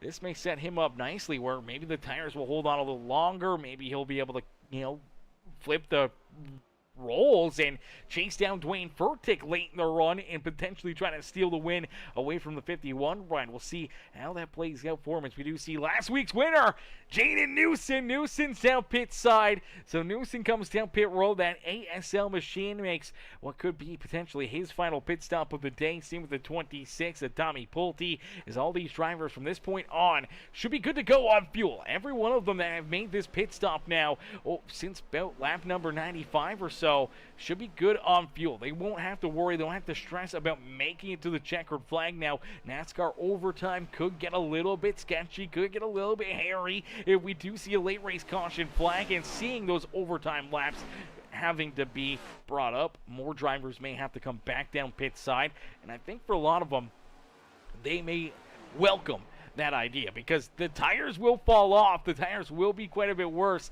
even though you want to keep that track position. I think the tires late in this race after 35, 40 laps, whatever it may be what you really want on your race car. So we may see everyone come down pit side. You just got to keep yourself in the action on the lead lap. You still may have an opportunity, and it's not over until the checkered flag is thrown. And for Corey Denk, a driver that early on ran into issues, had damage, got tore up out there on the racetrack. He leads this race now, and right behind him, that is John Osborne. Osborne, who qualified in the pole position, started back in 30th for this feature event, though. I don't know if that was due to penalty or by his own decision, but for John Osborne, he now rolls in position number 2 on the racetrack. Obviously, these guys still got to make a pit stop here late in this race. Same with Adam Boughton there in the 94. Richard Wolfsifer also has to make his way back down pit side, and Doug Denise, we've seen him kind of run a little bit longer in that first stint. Let's see how much farther he's going to roll here in this second stint, as well as Corey Denk finally down pit road here himself. Same with Tyler Cheney, and you do see that 7 rider. Corey Denk going to give up the race lead. He's going to head down pit road. He's going to get some work done to his race car, and now heartbreaker for the stance-built SimWrap market, number 56, Richard Wolfsifer. Black flag, too fast entering pit road for the 56. Another driver has been nabbed for speeding down pit side. And for the 56 ride, he's going to get this hold. He's going to more than likely lose a lap out there on the racetrack, and this is going to take what could have been an incredible race, an incredible run for this 56 ride, and may throw it right out the window here this evening. A tough mistake late in this race as John Osborne now makes his way down pit side. Here comes Boughton, here comes Doug Denise. Kent Mueller also going to hit pit road in that Coca-Cola number 8 ride, and as things cycle back around and cycle back through, the 51 of Dwayne Furtick will be our race leader. So Dwayne Furtick out in front, and looking back through the standings here, Sisler's up and into second, about 4 seconds back of Furtick. Gage Wenzel's there in third. Tyler Chronister's back in fourth. Jeff Carson's up into fifth. John Osborne coming into the pits. We'll see Corey Denk get around him here. Corey is in that 6th position. John Osborne falls into 7th here on the racetrack. Jaden Newson's back there in 8th. Then we see Dalton Wicker, and as of right now, it's Adam Boughton, but Boughton still trying to build up that speed. Should be Max Cost maybe working his way around him. Looks like it's going to be a tight battle here for that 10th position, as Cost and Ryan Chronister right there tight together. Anthony Ludy's back there in the 14th position. Dallas Humans in 15th. Doug Denise is in 16th. And we're looking for this 58 rider, Jonathan Cofield. What in the world happened to Cofield? He came down pit road, 3-4 laps later than our race leaders. But he was battling with Dwayne Furtick for the race lead. And now he finds himself a lap down out there on the racetrack. What in the world happened to this 58 ride? I didn't see him get a penalty. I didn't see him have to make an additional pit stop out there on the racetrack. Take a look back here. So Cofield enters pit road. See if we can just play this ahead here, make this go a little quicker, but it's pit road, makes a little bit of a slide right there. But I don't think he was too fast entering pit lane. He's going to head down pit road. It's his pit stall here as he qualified in position number 2. Now the crew's going to go to work. They jack up the right side. They get the new tires on the right side, and it looks like they're going to get new tires on the left side as well. So he gets a 4-tire pit stop, and oh man, did he get nabbed for speeding? Oh no. Oh no, you see this hold right here.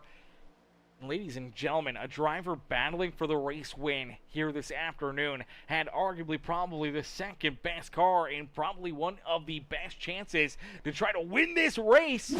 Also makes a mistake down pit side, and for the 58 ride, Jonathan Cofield may have just thrown this one away as the 58 right now finds himself scored back in the 20th position in a lap down out there on the Speedway.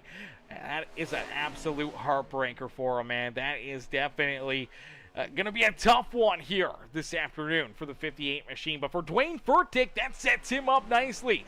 Dwayne's got a pretty solid lead here. He's got 3.5 seconds between himself and Matt Sisler. He knows that, he's been kind of one of those drivers that seems to run a little bit slower early on in the run. I'm not sure if he's just got this race car set up for the longer run or if he's just trying to play it nicely here, saving those tires. We may even see Matt Sisler, Gage Wenzel, Tyler Chronister, the rest of our top 4 and 5 slowly but surely, reel him in a little bit. But I think as they start to roll within a second of his back bumper, you're going to see this 51 ride just come alive like we've seen at the end of these runs, and he may just pull away from them and keep them all back there in his dust. So it may come down to a late race restart, an untimely caution flag to give some of these other drivers an opportunity to try to win this race this afternoon. And when you look back at Sisler, yes, he is 3.5 seconds back of Dwayne Furtick, but even farther back, still 5 seconds behind Sisler, and about 9 seconds back of our race leader is Gage Wenzel up and into third here. Wenzel sits in third, but you're 9 seconds behind the race leader. You have a ton of time that you need to gain here on Dwayne Furtick. You came down pit road at the same time, so you're on virtually the same tires, and unfortunately, anything that you may gain, you're just going to be burning your stuff up, and by the time you may even catch him or get within sniffing distance of the 51 ride, he may have a whole lot better tire saved up here and may just run away with it. But you do see Tyler Chronister, great run here for the 99 ride. He rolls there in 4th. Jeff Carson up and into position number 5 here on the Speedway. Great run for him. And Corey Dank talking about a comeback for the 7 ride for the Tiny Toes machine after getting tied up in that early race incident. The 7 ride getting that car repaired and working his way right up here into the battle for the top 5 late in this race. He's got the 9 of Carson right there in front of him. He'd love to work his way around him and try to work that Tiny Toes right into a top 5 performance. And then you take a look at the driver that was supposed to start on that pole position, John Osborne back there in 7th. Last week's winner, Jaden Newson, a little farther back here. A 5-second gap from 7th to 8th as Jaden Newson rolls there in that 8th spot. Dalton Wicker, Adam Boughton, our top 10 out there on the Speedway, and unfortunately for Boughton, he finds himself 17 seconds back of our race leader here on the Speedway. Ryan Chronister, who spun the tires, had a really good qualifying position, was starting up inside the top 10, unfortunately got tangled up and helped brought out that first caution flag of the day for that Xfinity Mobile 19 ride. Unfortunately, getting tied up and losing all that track position, but he's done a pretty nice job gaining it all back here as he is just 1 spot shy of a top 10 run here this evening as he sits there in 11th. Max Koss back in 12th, Michael Sheffield in 13th, Doug Denise in 14th, and it's Anthony Ludi in that Robin Hood number 95 ride rounding out the top 15 here on the Speedway. The 39 of Dallas Humans, Kent Mueller, Jonathan Cofield there in 18th now with Brandon Warlick and Cedric Ingram rounding out our top 20. Tyler Cheney, Brian King in the 15s back in 22nd. Richard Wolfsifer there in 23rd. Dylan Huso in 24th. Drew King, Tommy Pulte, Connor Fuge, Daniel Wicker, Matt Walters, and unfortunately running out of field in 30th is Jack Simpson. And Simpson, unfortunately, has been done this race since lap number 91, has not rejoined this one, and unfortunately finds himself at least 20 laps back of this 10 ride and about 21 laps back of our race leaders here this afternoon. So his night is done. Unfortunately for Jack Simpson, not the performance he was hoping for, trying to back up a podium performance last week in our season opener. But man, what a run for Dwayne Furtick, man. I thought it was going to be a tight battle. I thought it was going to come down to those late race back and forth between him and that 58 Ryan Cofield. But for Dwayne Furtick, man, that mistake of the 58 Ryan kind of gifted him one right here for Matt Sisler. He's hoping to take advantage of it as he is closing in on this 51 Ryan. But how much is Dwayne saving and how hard is Matt Sisler pushing out there on the Speedway as he's looking to try to put himself in a position to battle for the win here this evening, as the 3 birdies Ryan still has some lap traffic between himself and our race leader, trying to make up that 2-second gap. We'll see if he can get there. But first, we're going to jump into a quick Peacemaker game and crank it up. So ladies and gentlemen, boys and girls, if you haven't already, make sure you guys hit the like button on the broadcast, hit that share button, hit that subscribe button, and make sure you crank up that volume and cheer on your favorite driver here this evening as we crank it up on Peacemaker Gaming.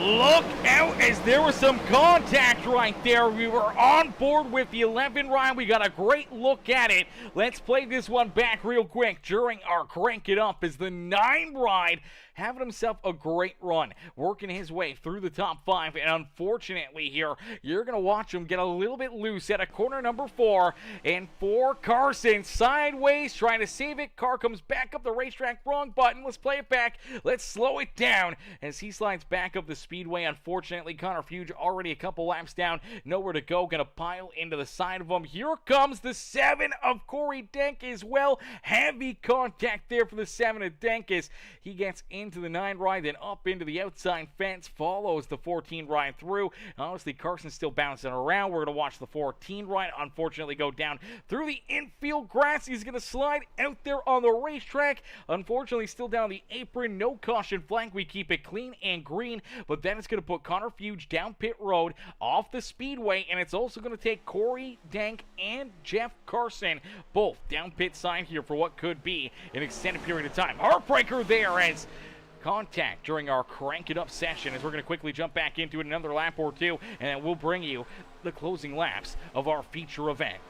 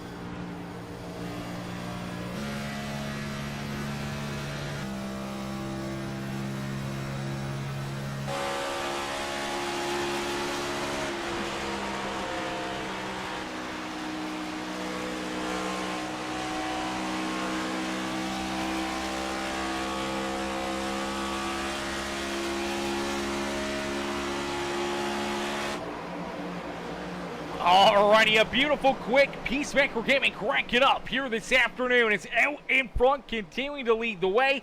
It is the 51 ride of Dwayne Furtick. Furtick has led a lot of laps here this evening, and he's looking to lead the most important one, and that is the final one.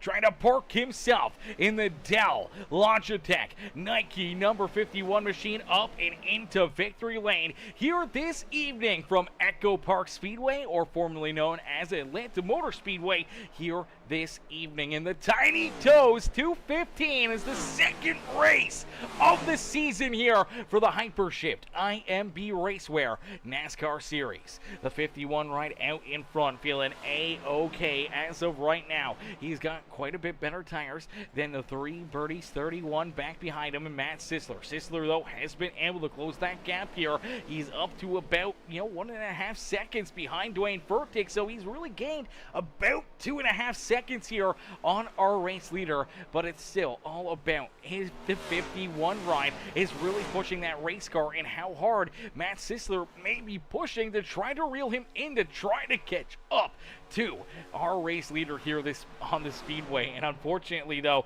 even though he's made up all that time, he's tracking him down. He's running out of time here as across the line for Dwayne Furtick. It's 8 laps left to go here, and for Dwayne, he can almost give up a tenth of a second, 0.2 of a second a lap here on the speedway. And it still may not give Matt Sisler enough time to reel him back in out there on the speedway. And now that we are in our closing laps, you're starting to see, as I'm looking at the times here, Dwayne Furtick may be throwing it on. He's turning up that wake, and he is starting to try and pull away from Matt Sisler. And unfortunately for Gage Wenzel, still about 9 seconds back here of our race leader. And for the 36 ride, the Tom's Tasty Taters in Walleye Fish Sandwiches machine, he's going to have his hands full. He's trying to keep what was our pole sitter back there behind him. John Osborne has worked his way from 30th up and into 4th. And for the 11th ride, he's looking to try to work his way onto the podium here. No caution flags other than the first one on the opening lap. And for the 11th ride, man, this has been a great try for him. A lot of track position gained, a lot of passes, and here he is right in a tight battle inside the top 5 as he can throw Tyler Chronister right into that mix. Chronister's trying to battle his way back here. He still wants to work his way into the top 3 as well, trying to get themselves up and into the broadcast booth. So for Wenzel, Osborne, and Chronister, you can throw a blanket over our third, fourth, and fifth place driver there on the speedway. And this is all happening almost 9 seconds, 10 seconds back of our race leader, Dwayne Furtick. As Furtick out in front will click off another one, and it's 5 laps left to go here in the Tiny Toes 215. Unfortunately for, Corey Dank, he was having a great run. I think he would have been right in that battle here for that 3rd position on the speedway if it wasn't for that contact between himself and Carson, and that 14 ride is... Man, heavy contact there at a corner number 4, man. That is a tough break. Carson battling for a top 5 run. Obviously, you saw Corey right there with him. The 14 run a couple laps down. Obviously, not off to the race that he was hoping for, but obviously that damage has set those drivers back. And as we take a look back here, Connor Fuge still down pit side here, not out there on the racetrack. And I believe for both Jeff Carson and Corey Dank, they are done for the night. They've taken their cars back behind pit wall. So we started with 30. We got 26 still rolling out there on the speedway. And for Dwayne Furtick, man, he's leading them all. And down across the line, it's only 3 laps left to go for the 51 machine. Sisler holding on strong here to position number 2. Now he still has about 8 seconds here between himself and our new 3rd place driver. It's John Osborne. Osborne jumps up and into 3rd here. Gage Wenzel unfortunately slides back to 4th, and he has got a mere full of the 99 of Tyler Chronister. Chronister though going to look down to his inside, looking to pick up that 4th position on the speedway. And Chronister, maybe in a good position here. It seems like maybe his car's a little bit stronger right now than that 36 of Gage Wenzel. Wenzel's just trying to hang on to it, and we'll have to wait and see if he can complete that pass and steal that 4th position away from the 36 right. Gage is not going to give it up easy, though. They're going to continue to battle, and as they do, it will allow John Osborne to run away here with that 3rd spot on the Speedways. They get tight back there behind him. Wenzel and Chronister not going to give up this battle for that 4th place finish this afternoon, but out in front, Dwayne Furtick will see the white flag fly. So for the 51 machine, in what has been a very good night for him, it was a very good night for the 58 ride for a while until that pit road speeding penalty. I think he'd be right here giving him a run for his money, but unfortunately that cost the 58 this race, and it hands it right to the 51 of Dwayne Furtick. It's down and out of corner number 4. It's Dwayne Furtick who picks up the checkered flag here in race number 2 of the Hypershift IMB Racewear NASCAR Series here this evening. Race number 2 in the Tiny Toast 215 goes to Dwayne Furtick. Man, what a run, what a drive, what a performance for this 51 machine this afternoon. Ladies and gentlemen, boys and girls, jump into the comment section right now. Make sure you guys congratulate Dwayne this afternoon, man, as he's going to get ready to burn down the house here at Atlanta Motor Speedway. He's going to get ready to celebrate here this afternoon for what has been just an incredible performance, an incredible drive out there on the Speedway. And here we go. He's going to burn it down. Dwayne Furtick with the dub here in Atlanta, man. What a drive. What a performance. And for all these drivers, an incredible run. We saw that opening lap caution flag, obviously issues on the initial start of this feature event. We were able to go back to green flag racing on lap number 4, and since that point, it was non-stop green flag racing for what was virtually 136 laps. Green flag racing here until that checkered flag. Now, we were close a couple times there to seeing some caution flags, including the one with Corey Denk and Jeff Carson, and that 14 red of Connor Fuge. Unfortunately for them, no caution flag was displayed. They were able to keep on rolling, and unfortunately, that didn't help them out at all. But for the rest of these drivers, especially for our race leaders, they're probably pretty happy to see this one stay clean and green. They did not want to see a late race caution flag potentially take them out of the running, as we'll get ready to pull Dwayne and the rest of our top 3 up and into the broadcast booth for their post-race interviews, man, as that was an absolutely amazing performance and a great race here this evening. We can't wait to pull Dwayne and the rest of these guys up here into the booth after a great night here at Atlanta, man. Great night, great racing, and man, that was a lot of fun. As ladies and gentlemen, boys and girls, give it up here for our race winner, Dwayne Furtick. Hey, Dwayne, it's Aaron up here in the Peacemaker broadcasting booth. They get a copy?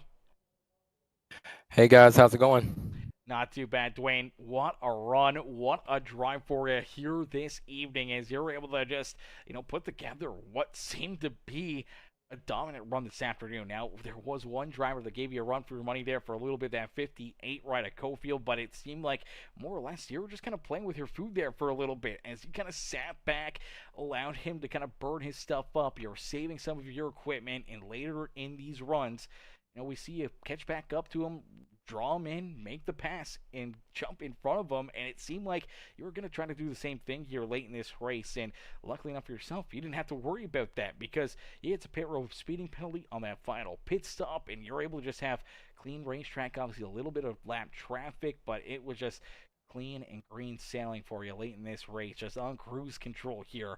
The lap 140 to pick up the second win on the season here in the IMB Racewear NASCAR Series. Man, take us through it and what's going through your mind after an incredible performance out there on the Speedway. Well, first off, I'd like to thank the league admins here, and obviously my air teammates, John and Brian, are just incredible.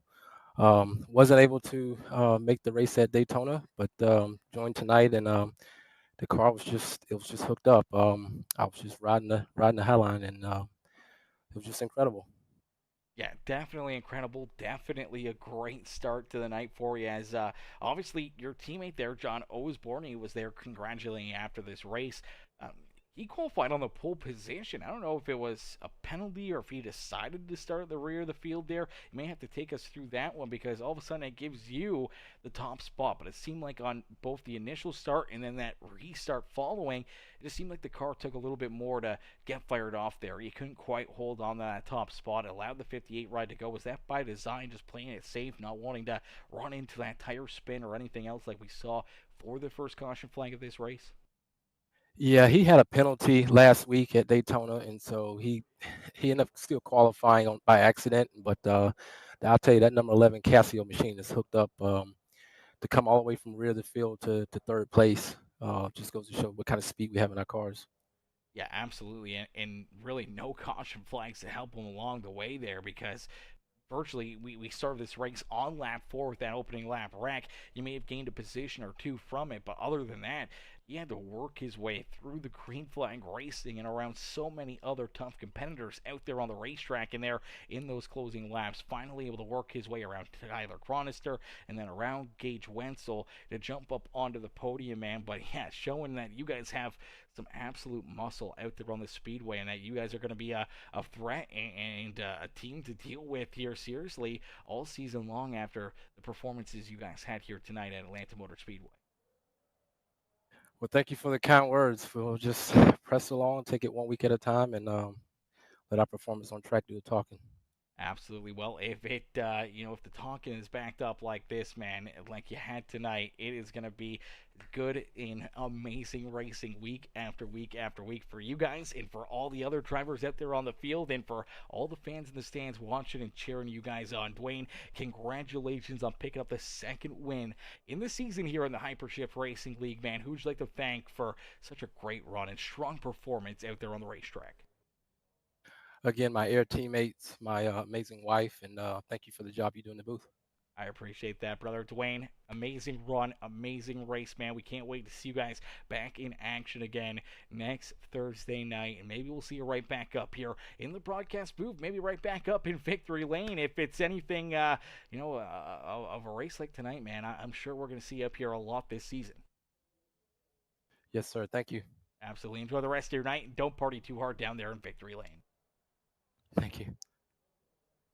Alrighty, ladies and gentlemen, boys and girls, give it up there for our race winner, Dwayne Furtick, as Dwayne picks up the checkered flag and pulls that 51 up and into the winner's circle here at Atlanta Motor Speedway. As we'll get ready now to pull in our second place finisher, Matt Sisler. Man, Sisler with a great run here in that 31. Let's bring him up into the booth. Hey, Matt, it's Aaron up here at the Peacemaker broadcasting booth. Do you get a copy? Yes, I do.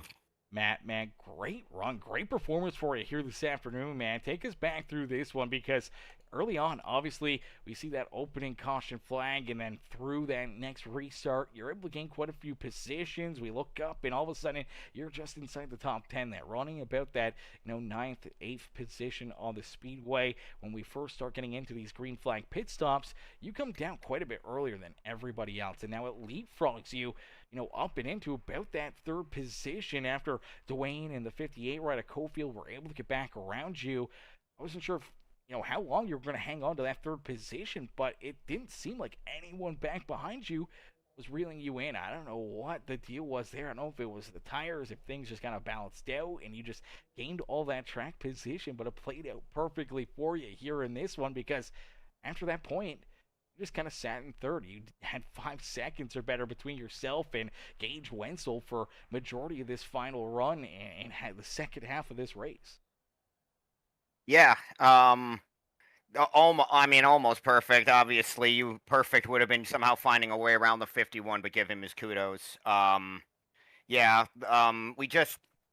felt like the undercut could be very powerful, especially with this setup, driving a little looser than the standard one for this track, and I got out in front. And I thought that was going to be good enough to keep Cofield and Dwayne behind me, and it didn't work. They got by me pretty quick, but I was a bit surprised that I was able to kind of keep Gage at arm's length and be able to just kind of stay where I was. And Dwayne gave me hope at the end too. I'm 5-something seconds back, and I'm like, okay, that's probably it.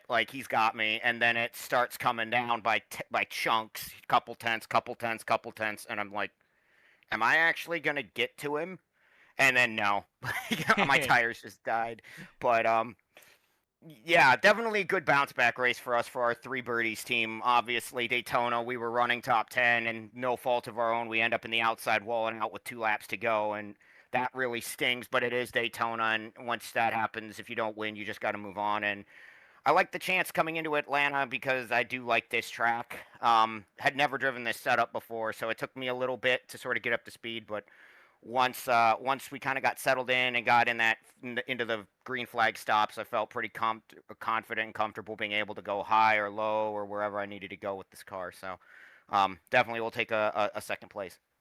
Yeah, absolutely. Anytime you can jump out there, keep 28 other super competitive drivers and fast cats back there behind you, and have such an incredible run is gonna feel almost like a win for yourself, man. Because obviously up 11 positions from where you started, and being able to battle here and keep those drivers even with older tires.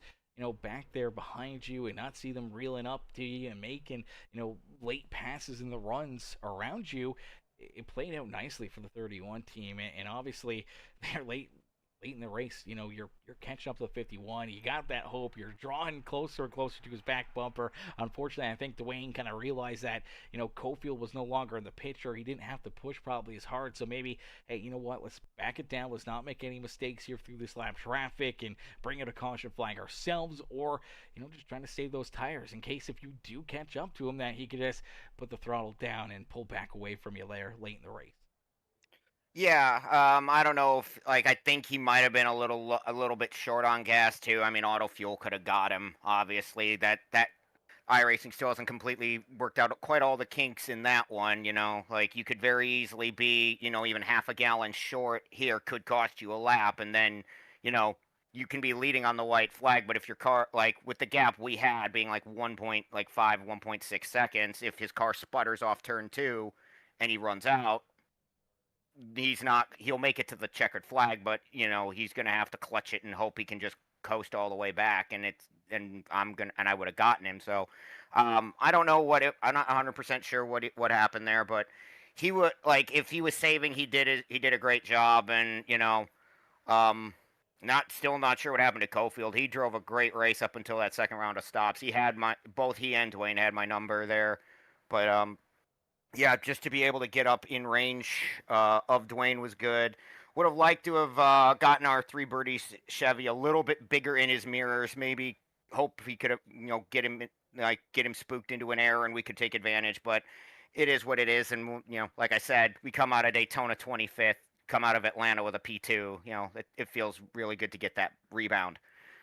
Yeah, absolutely backs up a tough race, and obviously a wild card race like those super speedways are. You come to this mile and a half, and you guys put on a great show and a great race for us this afternoon. And you join us up here for the first time this season in the broadcast booth, man. And with many more performances like this, obviously we're going to have a lot of conversations up here in the booth this season. And I'm sure one of these nights we'll catch that three birdies ride up here in Victory Lane. Oh, I hope so. I feel like I love Atlanta. Like these types of intermediate tracks are a lot of fun. Very grateful we did what NASCAR does, but didn't at the same time. We did go Daytona, Atlanta, but we didn't go Daytona, Plate Atlanta, because that would have been one where I'm sitting there going, oh God, PTSD, not another plate race. Yeah, exactly. Another race you're just trying to survive and trying to get lucky enough to avoid any of those big wrecks out there on the racetrack. Luckily enough, we didn't have to worry about that too much here tonight. Obviously, we saw that opening lap there, caution flag, where we saw a little tire spin on the 19, kind of got things stacked up in the outside lane as well. A few drivers getting tore up there early on, but then clean and green, 136 laps of green flag racing to finish off this race. Kind of completely polar opposite from where we started. It looked like it was going to be maybe a bit of a rough night here at Atlanta, but man, you guys really turned it around and put on a great show for all the fans in the stands here this evening. And Matt, you back it up here with a second place performance, man. Who'd you like to thank for such a great run and strong drive out there on the Speedway? I mean, obviously, my sponsor, Three Birdies Golf Company, they've been with me for over a year and a half now. We've had a lot of success together, and I'm grateful to be able to bring them into the Hypershift Racing League and put on a good show and get them some pretty good airtime here on Peacemaker Gaming. like I said, they've been with me for a while. I really do appreciate everybody over there. So second straight night, I end up with a P2 because I ran in another league where I finished agonizingly close last night.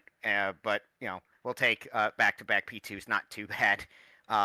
Go check them out up at 3birdiesgolf.com. All my followers on my Twitch channel, twitch.tv/sysmoneygaming. I wasn't streaming tonight. I didn't. I kind of got in late and really didn't have time to get everything set up how I wanted. But I usually am live and will be streaming the majority of Hypershift races along with other stuff during the year. Anthony and everybody at Hypershift for putting on this awesome league. I know it's only my second race here for points, but I really do enjoy being here. It's a lot of fun to be here. And last but not least, you guys at Peacemaker for putting on an awesome broadcast. Can't wait to go back and and see all the mayhem from this one at the start and how that played out there at the end. Yeah, absolutely, man. It was an exciting one. Another great race and another great drive here on Hypershift Racing League. And we can't wait to see what you guys have in store for us again next Thursday night. Matt, hopefully we'll see you right back up here in the broadcast booth, maybe one spot better and in victory lane yourself. But, man, great run, great drive. We'll see you back out there next Thursday. All right, sounds good. You take care. You as well. Alrighty, ladies and gentlemen, boys and girls, give it up there for our second place finisher, Matt Sisler, as Matt comes home in position number 2 here this afternoon. Great drive there for the 3 birdies. Number 31 Machinist will get running out of pull in. Number 11 ride, the driver that we talked about a few times throughout this race. John Osborne, man, coming home in third after starting at the rear of the field after a penalty last week. Let's see what the 11 ride's got to say because, man, I think he might have been the car to beat here this afternoon. If he would have been able to start in that pole position, he may have been able to get it done. Let's get him up here into the booth right now. Hey, John, it's Aaron up here in the Peacemaker broadcasting booth. Did you copy? Hello, sir.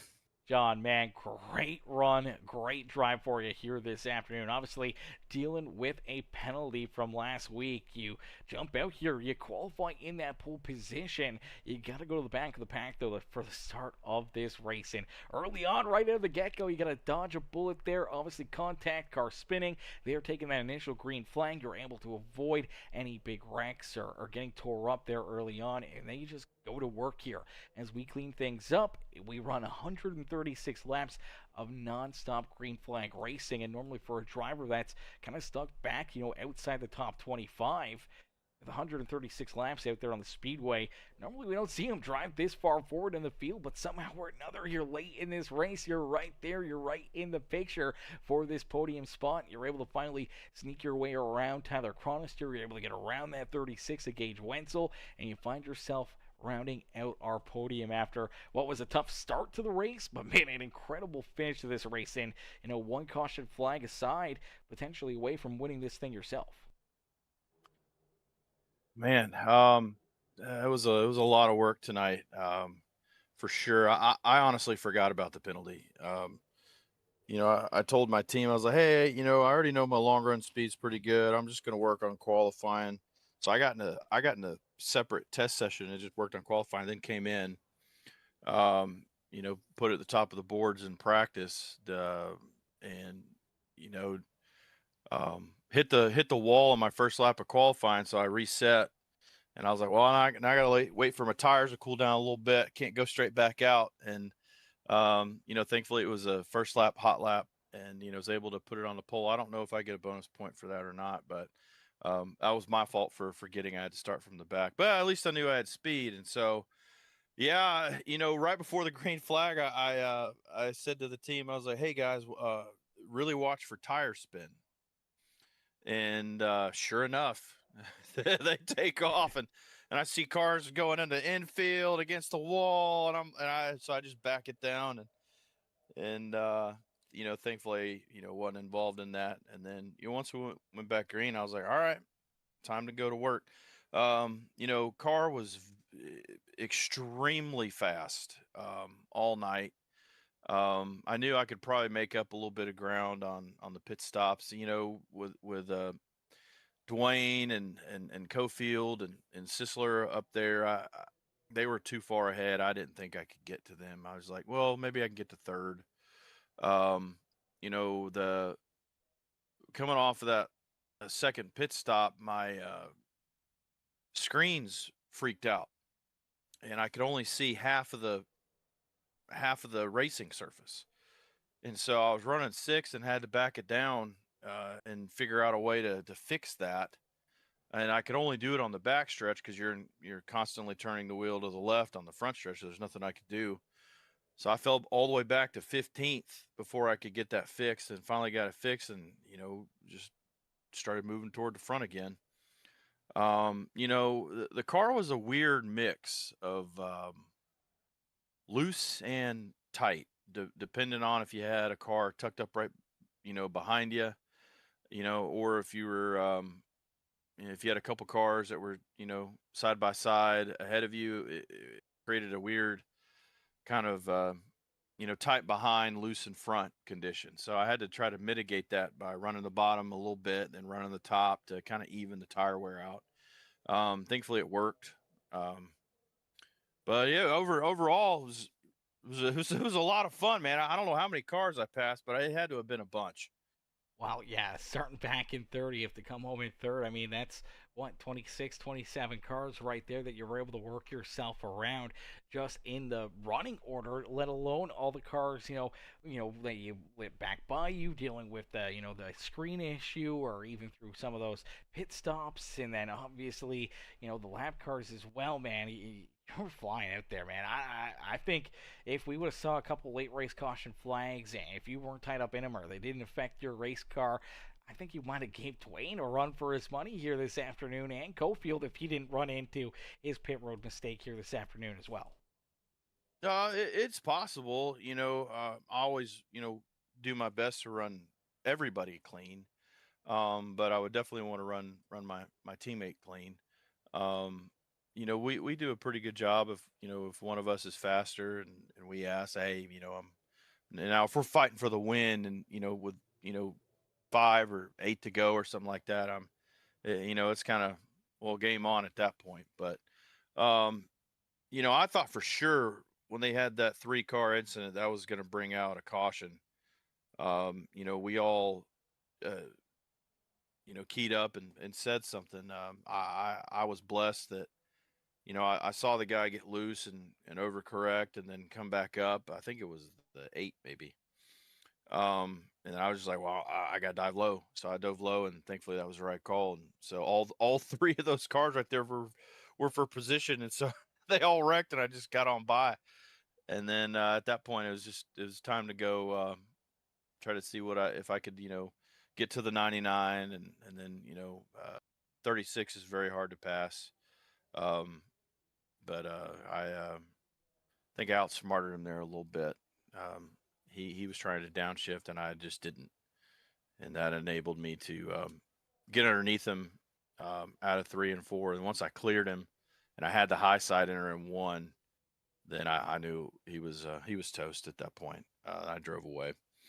But overall, super happy for Dwayne. He was saying after he got done talking to you, he's like, man, I really needed that one. Hadn't won in a while. And I was like, well, I made the call earlier tonight. I said, hey, I think one of us is going to be doing burnouts. Unfortunately, ran out of fuel and didn't get to do a burnout. So I was wrong about it. But, overall, very, very happy. Did not have a good Daytona.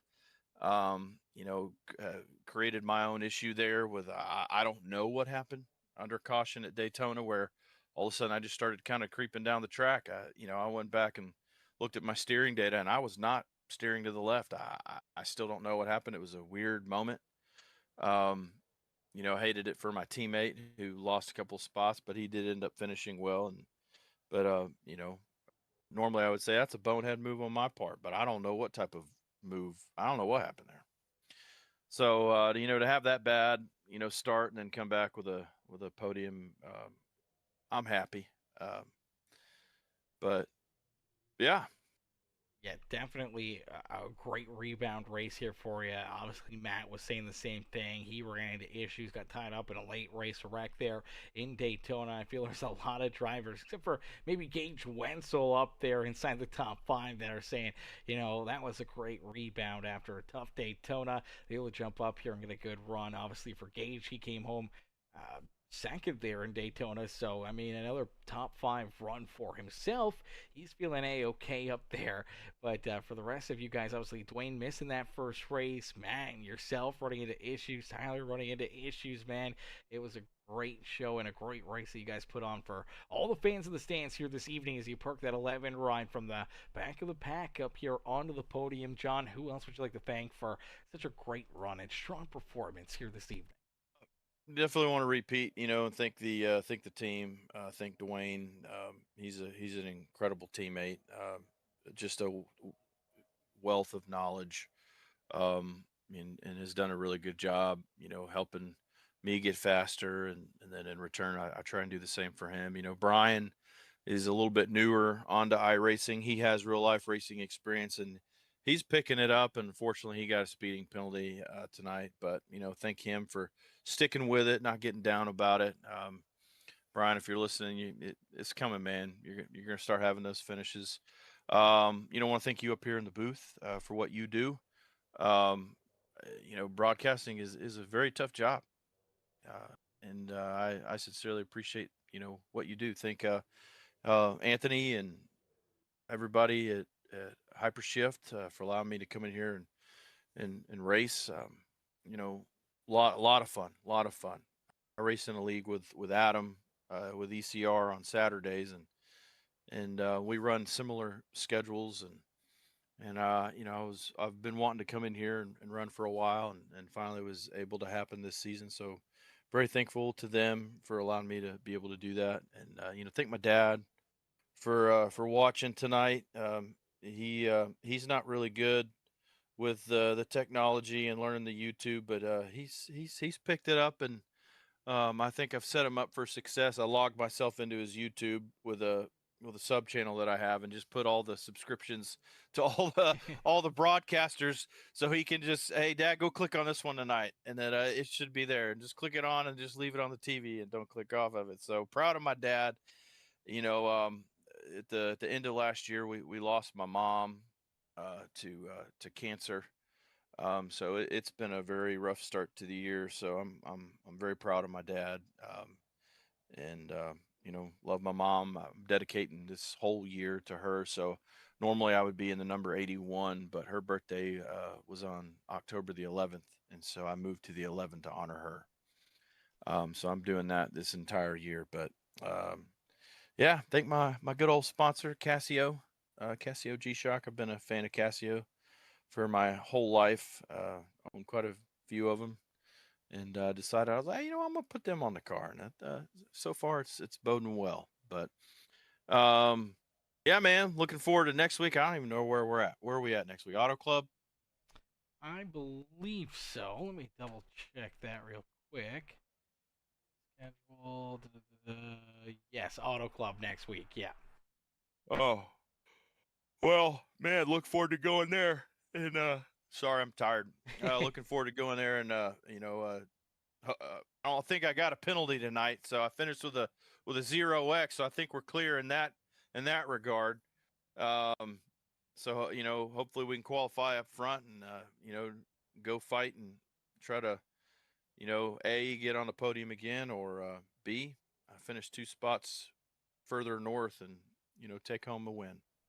Absolutely, brother. Well, I won't keep you up any longer, John. Great run, great race here this evening, man. We can't wait to see you back out there on the racetrack next Thursday. And as you said, man, maybe 2 spots better, right back up here in the booth, and right up here maybe in Victory Lane there in California. But enjoy the rest of your night, man, and get some good sleep, and we'll see you back out there on the racetrack in the next one. Thank you, good sir. Hope you have a great rest of your week, and we'll see you next Thursday. Absolutely, mister. Enjoy the night. All right, bye. Alrighty, ladies and gentlemen, boys and girls, give it up there for our 3rd place finisher.